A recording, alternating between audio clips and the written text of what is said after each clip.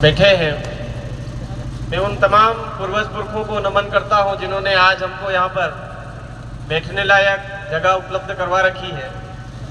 मैं हमारे आज के इस मंच पर जो महापुरुष बिठा है उनको भी नमन करता हूं, और आप तमाम साथी जो यहाँ पर जी जान से मेहनत करके इस सभा का आयोजन कर रहे हो, तमाम आयोजनकर्ताओं को सैल्यूट जोहार करता हूं। और खास करके हमारे झाबुआ से सीबी लाइव के जो है हमारे, उनको मैं आज एकदम क्रांतिकारी जोहार करना चाहूंगा, क्योंकि उन्होंने बीच में कट करके न्यूज डाली थी। आज वही न्यूज वापस सुव्यवस्थित करके डालें, ये मैं निवेदन करना चाहता हूं। इस कार्यक्रम में आज जितने भी मध्य प्रदेश, राजस्थान और तमाम आदिवासी परिवार के गणवीरों के अलावा भारत आदिवासी पार्टी के जितने भी पदाधिकारी हैं और सभी कार्यकर्ता, आप तमाम साथियों का खूब खूब जोहार सैल्यूट करता हूं।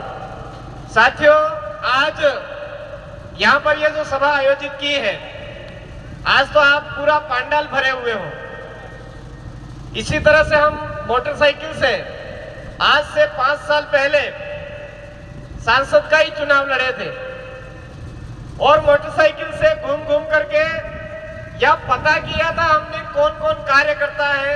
तो बड़ी मुश्किल से 2 कार्यकर्ता, वो भी घर बुला रहे थे हमको कि आओ हम यहाँ पर मिले।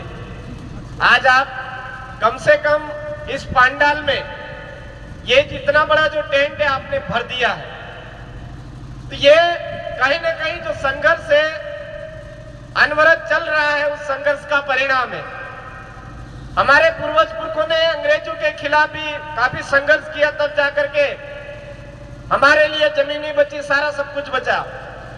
लेकिन आज की तारीख में वो जो अंग्रेजों की नीति थी, उससे भी भयंकर नीति जो गैर राजनीतिक पार्टियां हैं, कांग्रेस और बीजेपी, उनकी हमारे इस क्षेत्र में फिर से चल रही है। आज हमारी बुद्धि का विकास जिस वजह से होता है, वो हमको उपलब्ध नहीं करवाया जा रहा है। ऐसा नहीं है कि वो आज से ही ये गेम खेल रहे हैं। देश आजाद हुआ 77-78 साल हो गए हैं, और संविधान लागू हुआ 74-75 साल हो गए हैं, और 17 बार लोकसभा चुनाव हो चुके हैं। हर बार कांग्रेस और बीजेपी बारी बारी से हमको बेवकूफ बना बना करके हमारे वोट लेकर के चली जाती है।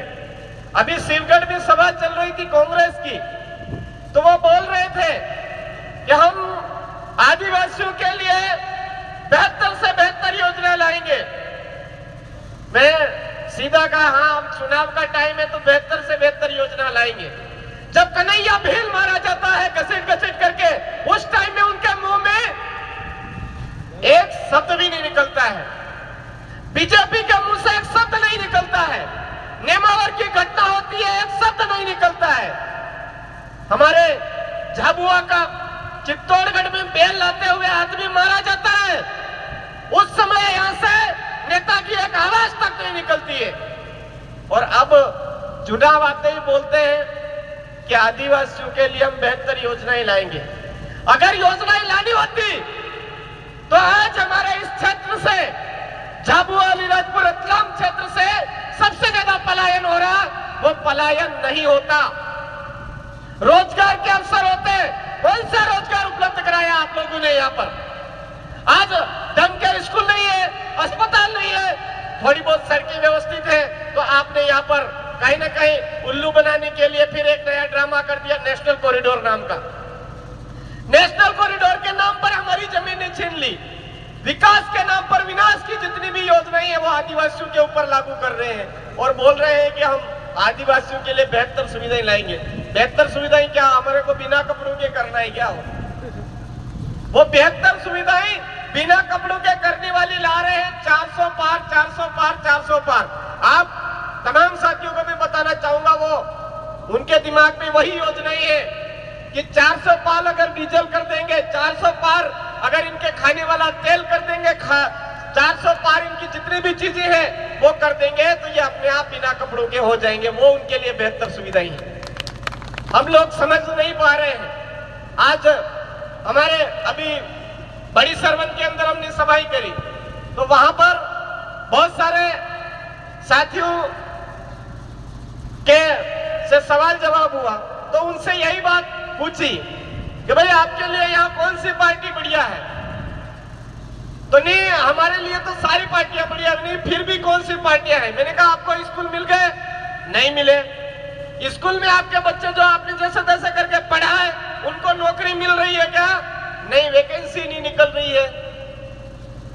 आपको पानी मिला क्या? नहीं मिला।